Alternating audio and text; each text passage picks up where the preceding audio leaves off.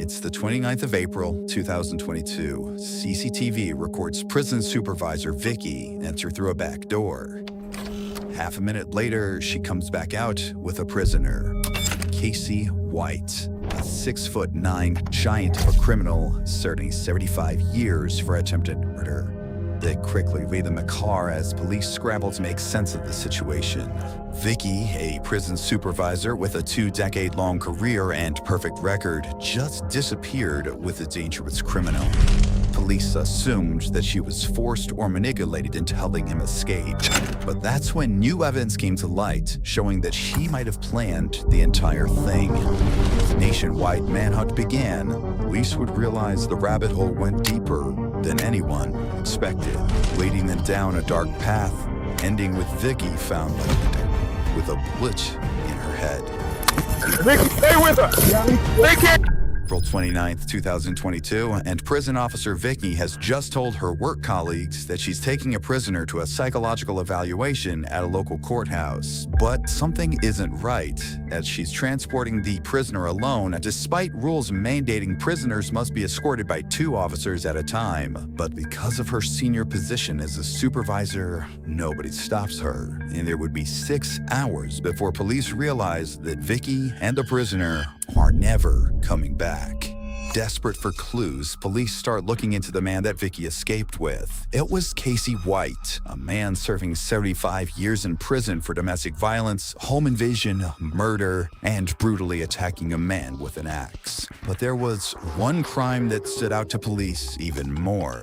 7 years prior to this, Casey had used and manipulated his then-girlfriend to a point where she tried to escape from Casey's vicious hands. After they successfully made it to her friend's house, Casey would break into the house with 2 guns and full intent to murder them both. Luckily, they both escaped and survived his vicious attack. But that's when Casey fled the scene and began a series of carjackings across several states, until finally getting into our tense standoff with multiple police officers. Casey, put the gun down. Let me see your hands, man. Put the gun down, Casey. Put the gun down, bud. Casey, put the gun down. Just relax a little bit. Trophy is that? Hey, Casey. Yes, sir. I will get you a sun drive if you'll be still. Just be calm. You ain't got no more gun on you, dude. No, you got to plug him out. It's unusual, but the cops rolled a drink and a pack of cigarettes towards Casey, hoping this would calm him down and avoid a shootout. Miraculously, this actually worked, and the cops were able to move in and make an arrest. His interrogation gave cops an even clearer view into just how insane this man was. I've been trying to wait just a killer ever since. I couldn't wait no longer. I had to do it tonight. Do you regret what you did tonight? I regret I didn't kill him. Police now had a clear picture of who Vicky just helped escape prison. But how does Vicky fit into all of this? She works at a completely different prison, and there's no plans for Casey to ever see outside these walls again. Well, 1 year later, Casey confessed to a murder, resulting in him being moved to a different prison. This kicked off a series of events that would eventually result in Vicky's death. The murder that Casey confessed to was a 4-year-old's cold case. It's unclear why Casey owned up to it now, but he was able to give specific details that nobody but the killer could have known. And after a short trial, he was quickly transported to a new prison, the same one where Vicky worked. Vicky is 56 and has been divorced for several years and put her heart and soul into her job. She was a model employee and popular among her colleagues, but her life had become boring and lonely. She wanted a change, and when Casey showed up, that's exactly what she got. They slowly began to talk more and develop a connection. They bonded over their shared last name and began to think that they were destined to be together. She started coming in on her days off and was noticeably happier. Despite having a great life on paper, Vicky had become enchanted by her feelings for Casey and was ready to throw it all away to be with a dangerous criminal. But how can this happen? Well, it turns out It's not as rare as you might think. Some people are attracted to dangerous people. They know they could kill them at any moment, but feel special knowing that they choose not to. On top of that, Vicky had started to feel trapped in her day-to-day life and as though she had nothing to live for. If she could make a break with Casey, it'd at least be exciting, even if it did mean throwing everything away. While Casey was serving at Lauderdale, Vicky allowed him unrestricted access to parts of jail that prisoners aren't normally allowed to see, including areas that aren't covered by security cameras. Many speculating this is where the pair were intimate with each other and formed their plan to escape. Even at this point, Vicky still had no idea that this would turn out to be the worst mistake of her entire life. 3 days before their escape, they decided to do a test run after Vicky told her colleagues that Casey had an appointment with a judge at the courthouse. Of course, there was no appointment, and they just sat in her patrol car for 9 minutes before returning. But now they know this works, and they're ready to make preparations for the real thing. 2 days before their escape, they're spotted on camera passing notes. It's thought that this was them discussing the final part of their escape plan, but by the time this footage was discovered, it was already too late. By April 29, 2022, everything was in place, and they're ready to make their escape. As Vicky holds a senior post at the prison, she has certain powers that she's about to take advantage of. She arranges to send 12 inmates and 5 deputies to court on the day of the escape, leaving her as the last remaining officer in the prison with transport privileges. She then tells her bosses that Casey has to be taken for a mental health evaluation. Looking at the surveillance footage, it's clear something was up. Vicky has her firearm with her, something that is strictly forbidden inside the prison walls. She's also walking in front of Casey instead of behind him, showing she trusts him not to harm her. By helping Casey to escape, esteemed prison officer Vicky has thrown everything she had away, and in one pivotal moment has become a criminal. Vicky's always been a good girl I went to school with. It's got to be other people involved, and Vicky's just a scapegoat. You knew her, you loved her. I feel like if she had anything to do with it, it was definitely love. He and Casey casually walk out of the prison into a patrol car and drive away to freedom. It took 6 hours before anyone noticed they're missing. When the prison calls the courthouse to see what's taking so long, they're told that there is no appointment, and they come to the horrible realization that Casey has made a break for freedom. To evade the authorities, they quickly ditch the patrol car and flee the state, and the cops now have no clue where they are, where they're going, or how to find them, marking the start of an 11-day manhunt that will span the nation. On day one of Vicky and Casey's escape, the cops try to find clues at Vicky's home, but she's nowhere to be seen. In fact, she doesn't even own the house anymore. As part of her plan, she sold her house for extremely cheap. With the money, she bought vehicles, guns, and most suspiciously, men's clothing. This is the first indication the cops have that Vicky doesn't intend on coming back and is ready to start a new life with Casey. Things don't get any better for detectives when the patrol vehicle they used to escape is found abandoned at a local shopping mall. And even worse, there's no surveillance footage covering that area of the parking lot, so they don't even know which direction they went. But on day 2 of the manhunt, a tip-off from her family blows this geese wide open, as it's revealed Vicky has been renting a storage unit. Police are able to locate the storage unit and discover that she was renting it with a burner phone. But despite their best effort to track this new number, the cops came up with nothing. But the existence of this new phone is the first solid evidence that cops have showing Vicky planned this all along and was actually a willing participant instead of a hostage. Did you get the sense they were actually doing this together? He was not forcing her in any way? Right, no, he was not forcing her. It was a mutual relationship. Think that this would help the investigation, but things only get more insane and confusing from here on out. After realizing that they're essentially back to square one, the cops return to the shopping mall where they found the abandoned patrol car and decide to comb through all the surveillance footage from the days leading up to the event. That's when they spot Vicky a few days before the escape, parking a car in a nearby parking lot. And this isn't her usual car either.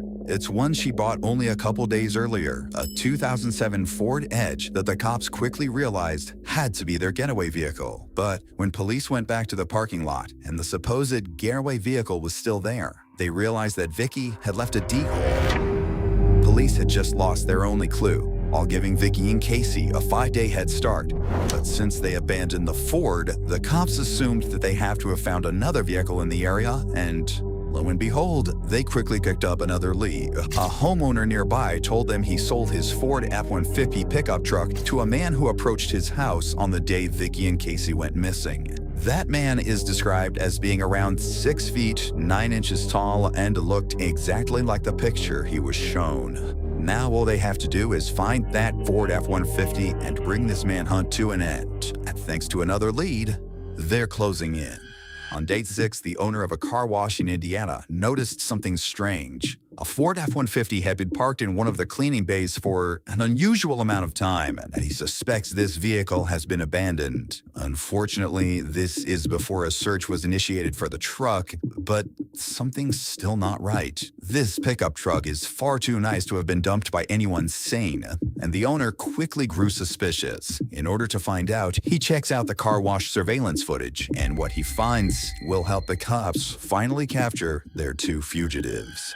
That's Casey getting out of the pickup, and he's acting very strangely. He's waiting for Vicky, and she's in that car driving just out of shot. When Casey gets in the new vehicle, leaving their pickup and driving off, the owner knows they're up to no good and calls 911. There's a truck been sitting in my bay since yesterday at 3 o'clock. I looked at my cameras and the guy's kind of suspicious. It's a Ford F-150 four-door truck. It's blue in color. It's got Tennessee license plates on it.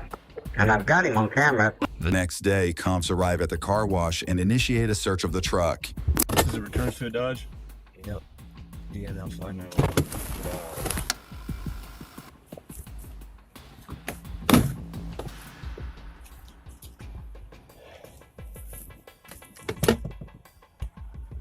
With nothing to go off of, the cops quickly leave the scene and the pickup is towed away. It takes 4 days for this vital lead to get back to detectives, but when it does, they drop everything and head straight to Evansville on day 10 of the hunt. They're due to arrive at the car wash at 9 a.m., but fail to show up on time, frustrating the car wash owner so much that he takes matters into his own hands and calls the local press. So then, 9:30, they're not here. So I get on the phone to Fox News. I said, y'all want a story? Yeah, we like a story. I said, I got one. So I got a convict over at my car wash. I got him on camera. He said, you talking about the one in Kentucky? I said, no, I'm talking about the one in Alabama with the girl. He said, okay, we'll be right there. They showed up. They got there 10 minutes before the marshals. U.S. Marshals arrive during a media frenzy, and when they take a look at the surveillance footage, they realize they found the car Vicky and Casey could still be driving, a Cadillac, and one that Vicky and Casey think is completely unknown to the cops. It seems like their days on the run are numbered, but even with the leads they have, they come up with nothing. And the cops are starting to realize their fugitives could be anywhere in the country. But as it turns out, they're closer to home than anyone thinks. Back in Evansville on day 11, our cop is on his way home from a long shift when he sees a familiar-looking vehicle parked outside a Motel 41. It looks like the same Cadillac from the car wash, and he hastily takes down a license plate. The problem is, the license plate of the Cadillac seen at the car wash was never seen, so they have no way of knowing if it's the same vehicle. But they do have a license plate of the recovered F-150, so grasping at straws, they decide to run that through their license plate reader, and when they do, they strike gold. Several traffic cameras have picked up the F-150, and following it in nearly every shot is a Cadillac. A Cadillac whose license plate perfectly matched the one at Motel 41 right in front of them. Finally, by sheer luck, the cops have found their fugitives. All they have to do now is bring them in. First, deputy marshals find strategic positions around the motel. They're all in plain clothes and unmarked vehicles, hoping to be as covert as possible. And while the cops surround them, Vicky and Casey are in room 150 watching the TV in horror right as the discovery of the Ford F-150 hits the news. The plan was to bring Vicky and Casey in quietly, but before they get a chance to put their plan into action, Vicky walks out of the hotel room and throws a bag into the Cadillac. She's followed by Casey, and even though they're in disguise, there's no mistaking Casey White's massive frame. Casey gets behind the wheel, and the Cadillac takes off. The cops' plan has been completely foiled once again, but they've got a backup. They're going to follow them and try to box them in to avoid a confrontation, but before they get a chance, they realize they've been spotted. Casey turns onto US Highway 41 and hits the accelerator, taking the cops on a chase across traffic and through parking lots until he manages to make a break for freedom by driving straight through an open field. At around the same time, police dispatch receives a call from none other than Vicky herself, and it gives to an idea of how terrifying this chase really is. God, airbags are going on. Let's get out. A police vehicle forces Casey to drive straight into a ditch, and this pursuit is brought to a sudden halt. But it's far from over, as scouts know the pair are armed and could open fire at any point in some kind of Bonnie and Clyde-inspired shootout. Crashed out. And he crashed out.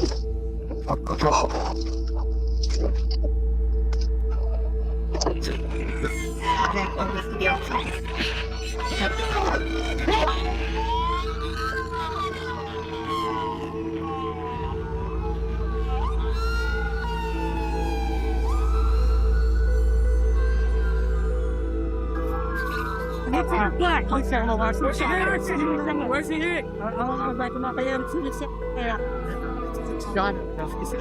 Please, check him out. It's not up, guys. Check him out. Please, my wife. That's a best woman in the world right there. Please, that's the best woman in the world. Vicky, I'm so sorry, baby. I'm so sorry, baby. Anybody in this world don't deserve it. She don't. When she herself, it hit me. But y'all ain't gonna believe me. I'm gonna say I killed her. Just like y'all say I killed everybody else. Finally, after 11 days, the manhunt has come to an end, and they've got Casey unharmed in handcuffs. But Vicky met a much more devastating end. Just 2 weeks ago, she was an upstanding member of society, an esteemed prison officer respected by those around her. Now, she's a fugitive, laying in a criminal's stolen car, conscious, but with devastating injuries.